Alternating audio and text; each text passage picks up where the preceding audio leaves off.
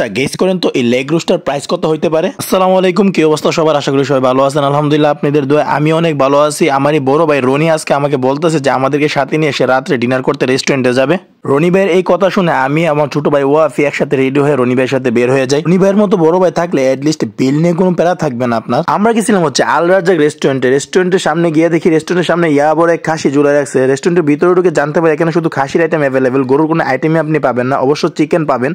আমরা অর্ডার করেছিলাম হচ্ছে খাসির লেগ রোস্ট, যেটার প্রাইস ছিল 350 টাকা, খাসির কালাবোনা যেটার প্রাইস ছিল 220 টাকা, খাসির রেজালা যেটার প্রাইস ছিল 240 টাকা। প্রথমেই ট্রাই করি তাদের লেগ রোস্টটা ভিডিওতে বা ছবিতে দেখতে যতটা লোভনীয় লাগে, খাইতে ততটা মজা লাগে না আমার কাছে। তাদের লেগ রোস্টের মধ্যে টেস্টের দিক থেকে স্পেশাল কোনো ভিন্নতা আপনি খুঁজে পাবেন না, একেবারে অর্ডিনারি একটা লেগ রোস্ট আপনাকে সার্ভ করবে। এটা আমার টেস্টের উপর বেস করে কথাটা বললাম। তাছাড়া লেগ রোস্টটা বেশ নরম ছিল, আপনারাও ট্রাই করতে পারেন। খাসির কালাবোনার কালারটা একটু দেখেন কতটা লোভনীয় লাগতেছে দেখতে। তাদের খাসির কালাবোনার পিসগুলো বেশ সফট ছিল, খাইতে বেশ মজা লাগতেছিল আমার কাছে। তার এখানে একটা প্রবলেম কি জানেন, তারা এটা রান্না করার পর ওটায় রাখা দিয়ে দেন। কেউ অর্ডার করলে এটা তারা ওভেনে গরম করে দেন, তারপরে সার্ভ করে। চুলার মধ্যে রান্না করা কালাবোনাটা খাওয়ার পর আপনি যে একটা স্বাদ পাবেন, চুলার থেকে উঠিয়ে ওভেনে গরম করে দিলে ওই স্বাদটা আসলে থাকে না। তারপরে তাদের খাসির কালাবোনাটা যথেষ্ট মজা লাগছে আমার কাছে। আমি যদি আমার দিক থেকে রেটিং দিই তাহলে 8 আউট অফ 10 দিব। তো সে ট্রাই করি তাদের খাসির রেজালা, যেটা টেস্ট আমার কাছে অনেক বেশি মজা লাগছে। আর খাসির রেজালার গ্রেভিটা বেশ ঘন ছিল, খাইতে বেশ মজা লাগতেছিল আমার কাছে। রেজালার মধ্যে খাসির যে পিসটা ছিল, এই পিসের মধ্যে একটু হাড় পাই না আমি, পুরাটাই সলিড মাংস। আমার কাছে বেশ মজা লাগছে, আর মাংসটা বেশ সফট ছিল, খাইতে বেশ মজা লাগতেছিল।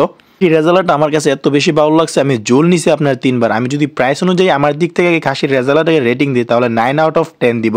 আমি আপনাদেরকে রিকমেন্ড করবো তাদের এই খাসির রেজালাটা ট্রাই করার জন্য।